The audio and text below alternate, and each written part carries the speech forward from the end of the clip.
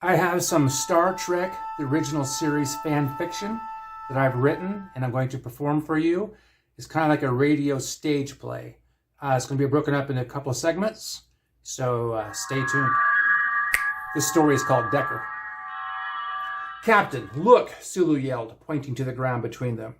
Kirk looked down to his left and saw Security Officer Dickerson lying in a heap of twisted, steaming flesh and bones, turned inside out and shaking like a bowl of jello. "Bones," Kirk yelled in shock, waving his phaser around in a panic. "What happened to Dickerson?" McCoy stepped around Kirk and pulled out his tricorder, adjusting the buttons to get a reading.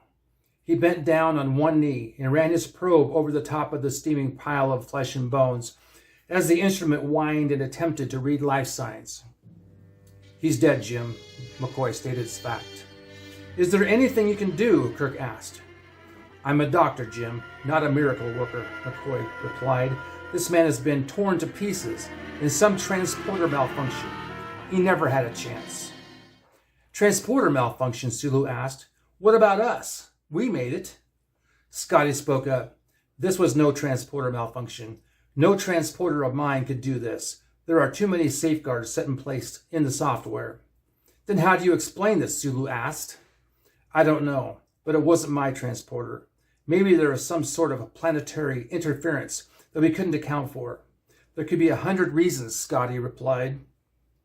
Kirk looked away from the mess of blood and bone and tried to come up with a plan. "Spock, what is your evaluation?" "I don't have enough information at this point to come up with a theory.